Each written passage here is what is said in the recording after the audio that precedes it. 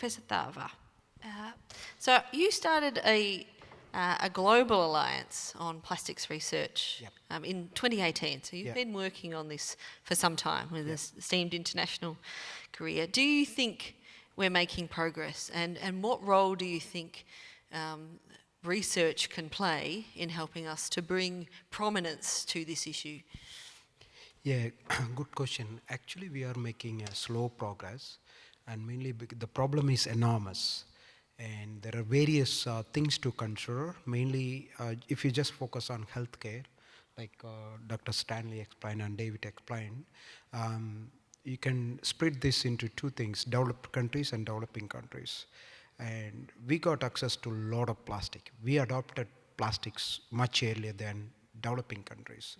And also the issue here, first thing, the fear, oh, can I not use this kind of material? That's one. And then even if you find alternative material, the issue here, especially here, we have regulation implemented very well in all other aspects in terms of reducing healthcare infections and all. The same regulation also affects some of the waste management adopting alternative materials. So even to, following David's presentation, if we have a right kind of solution, adopting is not straightforward. And EPA may come back and say, oh, what about this, what about that? And if somebody working on natural replacement, you will know the pain of getting replacement here compared to developing countries, because somehow the regulatory agencies never ever asked questions on the plastic product when it was introduced. They never question what is the toxicity of plasticizer in it. They never question whether this will release micro nanoplastic. They never question what is the end of life use for this one. I mean, in 1970s, we thought, I could have shown, if it is a longer time, my presentation, when plastic first introduced, the editorial picture was a family throwing all the plastics in the air. Oh, no more washing dishes. That's the psychological thing we were given. Okay, plastic is going to save the world. But US EPA were there in 1970, so the challenges are in various stages. That's why we are making slow progress. It seems though to me, and I know there was a question about this in the health system, but I might just ask it at the bigger picture first, that there are different regulatory schemes that don't talk to each other. And indeed, public servants and other proficient people in their fields that aren't collaborating. I just wonder if I could bring in Nathan, because you've stepped us through the waste recycling and recovery and talked about product stewardship. Can you see the intersect or opportunities for health to lead? And I want to mention in particular, you talked about the strong regulation in health. We actually, unlike households and others, have this capacity to regulate. We have the TGA in place. We have dedicated agencies looking at the scrutiny of products. So what role does health play? What opportunity is there in health? And can regulatory systems talk to each other? Yeah, good question.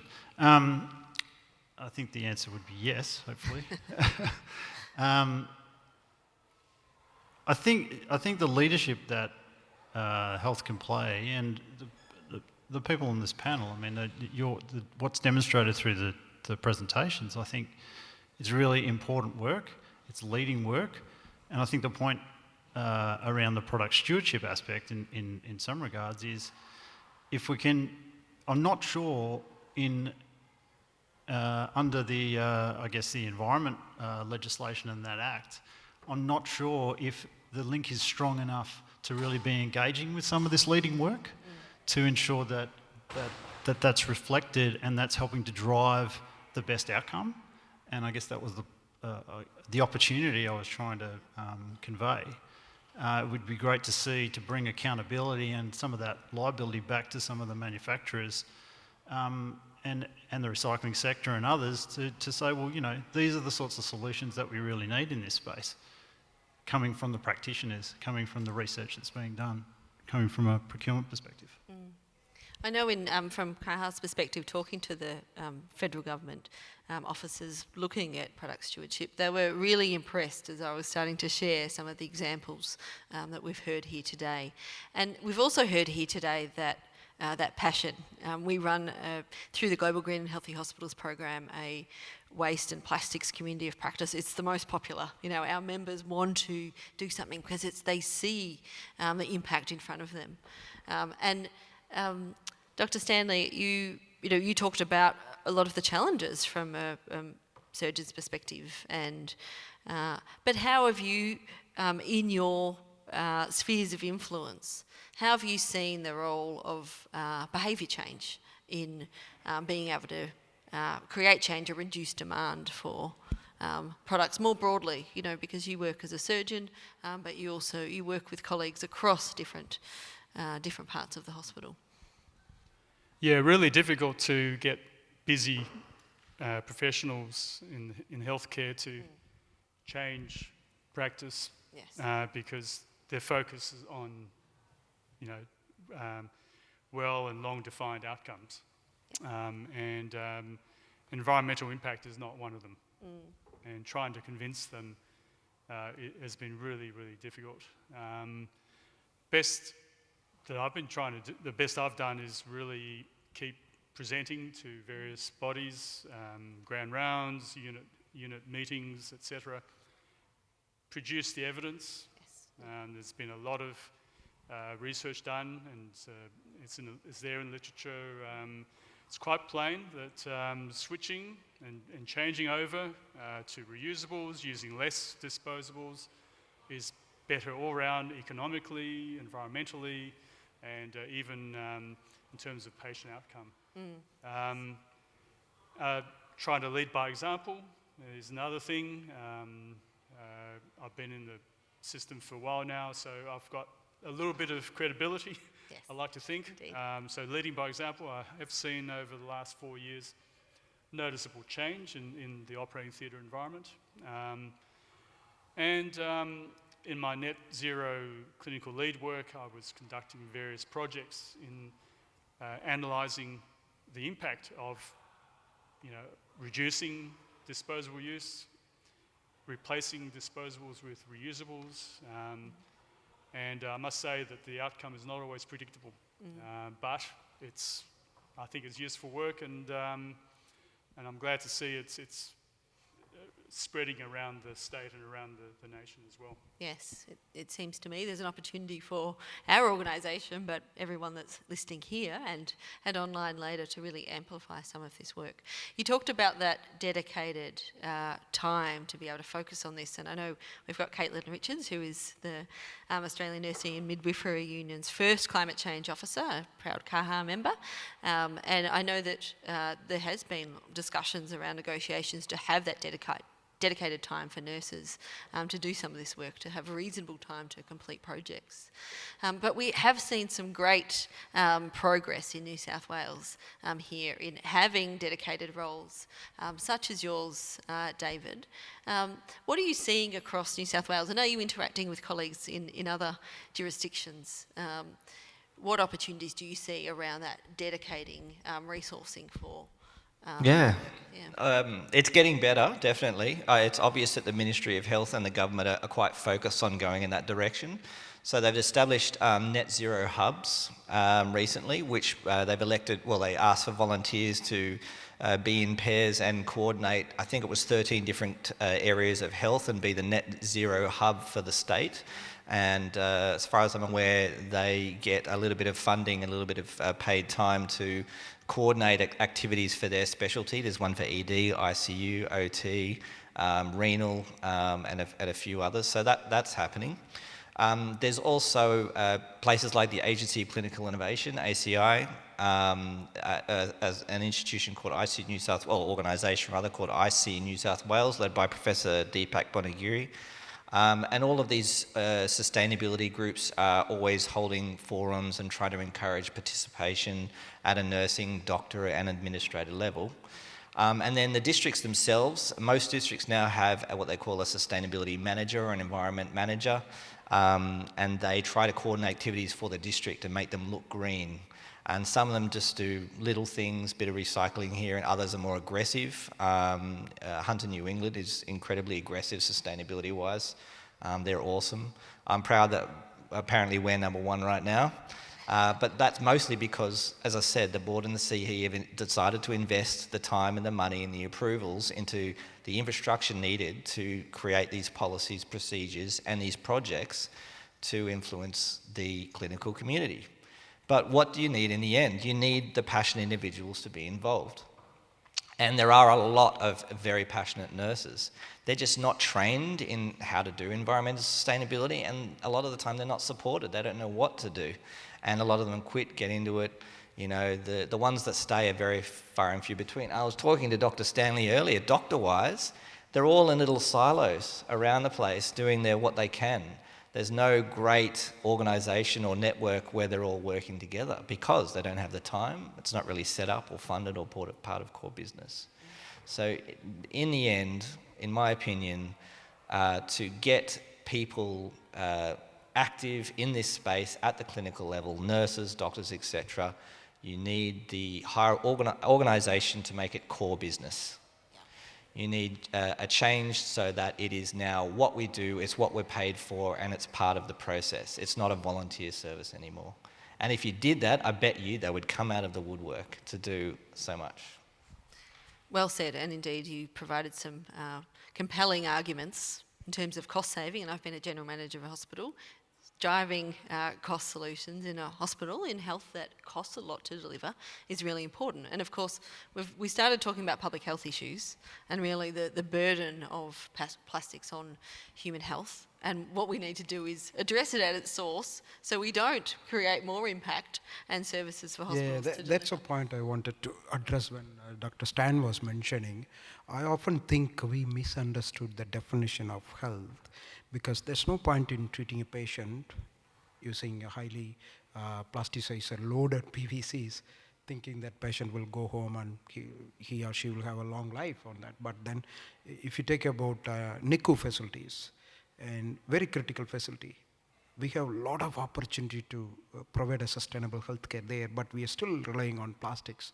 And then these chemicals can impact babies as they grow up, and we are seeing right now, decreased birth, reproduction rate in Australia and all. So I often think we don't understand the holistic nature of the health. We just look, okay, this is the treatment, and doesn't matter what kind of material you're using it. But then at the end of the day, patients get out of the hospital, they are well, and that's different. So what we're seeing, we often refuse to accept the impacts of plastic or the toxicity of plastics when we are looking at healthcare.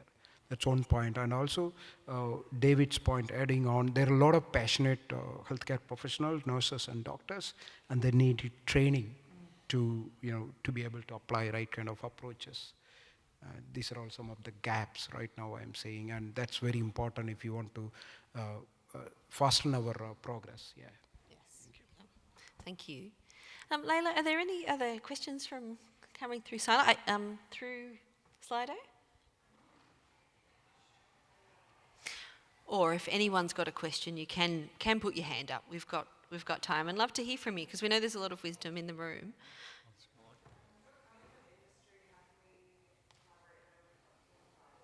Great. So we've got some industry in the room. How do we better collaborate with healthcare providers? We heard from Nathan, around outlining the system, and we've got obviously a procurement lead here. Nathan and David, would you like to take this? All right, so I would recommend, it depends what type of supplier you are, but you've got to start with your clinical products area. There's always a clinical products area. If you were to contact them, I'm sure they'd direct you in certain directions. And then the corporate services, whoever's in charge of corporate services, those are the two areas that you want to contact. It's tough to break through. You've got to have a good reason, otherwise they're not interested because they're extremely busy, but they're there and they're ready. And in the end, all you need is a business case. If you've got a business case that's green across the board, they're going to say yes.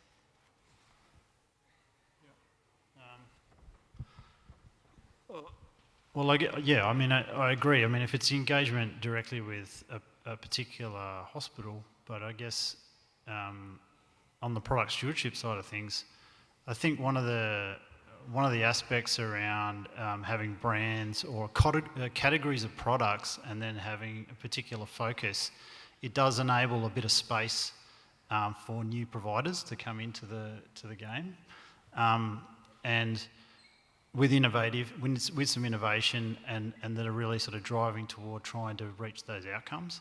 And I think it could be an important piece of the puzzle to create a bit of space for some alternatives to come through, especially if we get the settings right around a scheme that is really rewarding organisations that are coming with a slightly different business model and something that's built a lot more around a reuse option.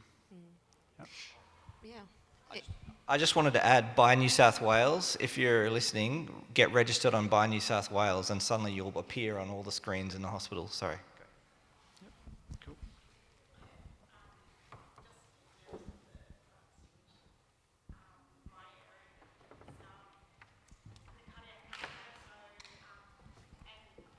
Sorry, I work in the cardiac cath lab, and we have been trying to recycle permanent pacemaker batteries once they're explanted.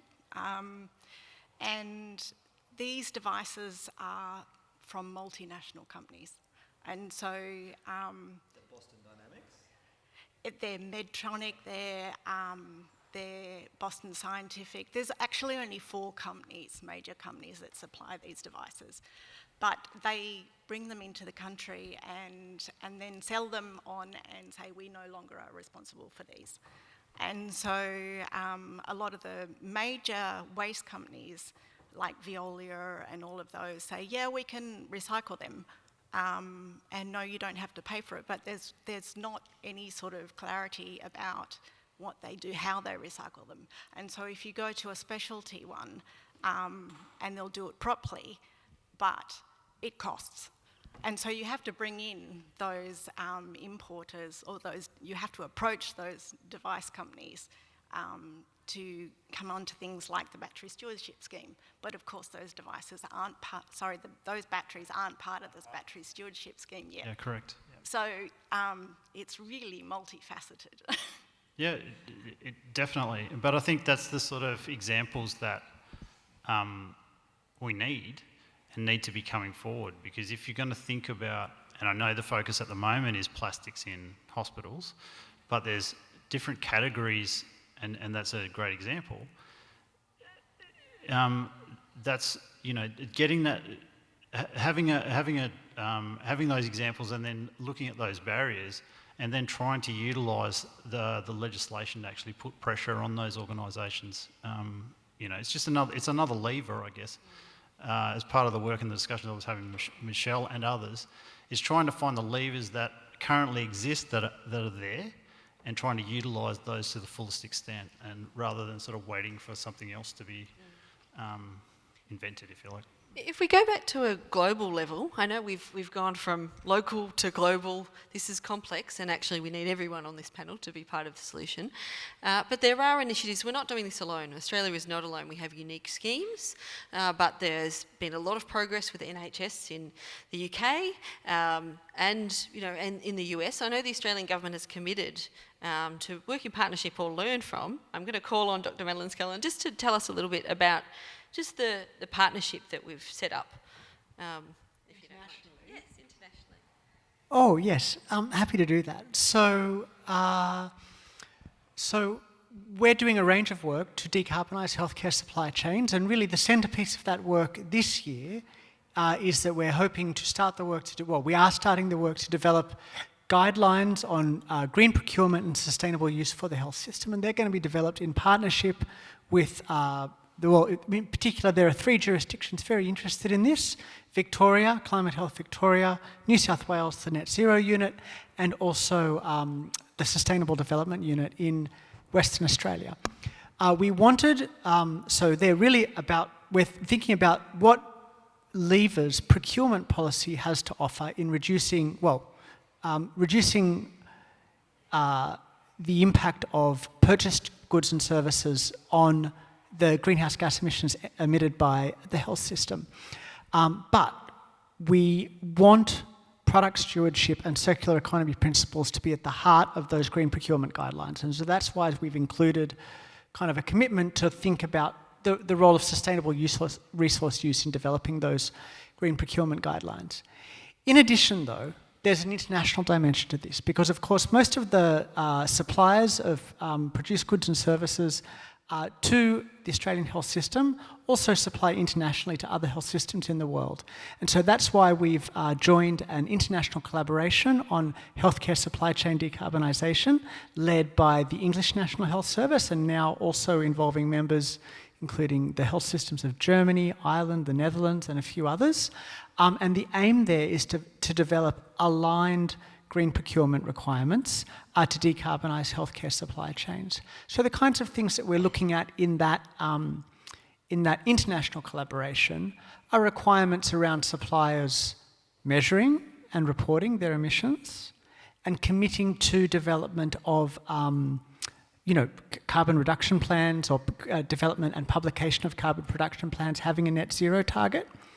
All of that at the moment is thinking about organisation level carbon footprinting and carbon reduction commitments, but of course we recognise that what we need to do in order to reduce the environmental impact, in particular the contribution of climate change, of all of these goods and services is to move to product level carbon footprinting, and that's a much bigger challenge, and that's kind of part of our work. The thing I just wanted to add though is that what's really not present in that international work is the perspective on the circular economy perspective, and I think that's something that Australia is really world leading in. But we've actually really struggled to find experts on the application of circular economy and product stewardship principles in Australia, in healthcare specifically. So we'd love to talk further with you, Nathan, and also you, David, about what you know in this area, because we want to embed those principles. We recognise that product stewardship is a broader concept, not just pertaining to procurement, but we think procurement has an important role to play there, and we'd really welcome any expertise that you guys or anyone in this room could kind of like put us in contact with to embed those principles. I could say more, but I'll stop there. Thanks very much. Absolutely. There's a lot of progress that's been made. I'm going to have to wrap up our panel soon, but I just want to finish on a couple of words from each of you just on what is the key solution that you think we should focus on to address this scourge, this plastic scourge. It's a health impact and is also impacting and impacted by the health sector. So a couple of words. Yeah, one point, David, Nathan showed the 5R principle, reduce, reuse, recycle, and redesign is there, so adopting green one. But one more thing we can add is resist. So you resist using first, then you think about reducing, because there are many things you can resist. For example, carrying your own water bottle, especially plastic alternative is resist. And then if you have to use plastic water bottle, then you reduce the number of increase it, reuse, all that thing. But first thing, resist first. Love it. So whether you need it or can you live without this, then it's fine. The advocate in me loves that, resist. David? I guess the short one would be, so when you learn about procurement, they talk about lots of things have to be if not, why not? And I think a principle in plastics and in sustainability, everyone needs to be in the mind frame of like, if not, well, why not? If no recycling of cardboard, why? If no, going down this path, why? And invariably, you won't get an answer. You just be like, because, that's what we do. Great. Thank you. Nathan? It's very similar probably to what David said, and that's part of the reason why we're sort of banging on a bit about the product stewardship is that it seems to be an opportunity that's there, but people need to be in a better position where they can advocate a pathway there and actually put a bit of pressure back on some of those suppliers. Great. And thank you. I think this has been said before, but we just have to rethink and be completely mindful of what plastic is, where it comes from. It comes from petroleum products, and The carbon footprint of production of plastics is massive. That's the main worry, not the waste or anything like that. It's the production. That's driving climate change hugely. And on a, at my level, we have to rethink how we do things. We have to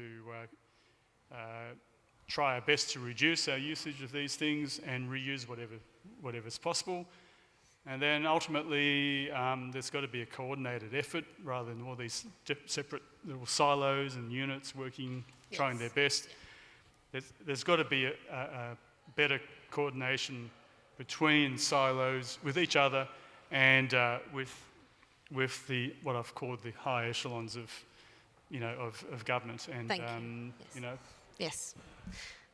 Thank you. So it's complex, but there are solutions there. It's hard to distill in one word. Could you please join me in thanking? There is enough content for another event, so tune into CAHA. We'll be doing another online event on this, no doubt. But thank you all for joining us today, and thank you to our speakers.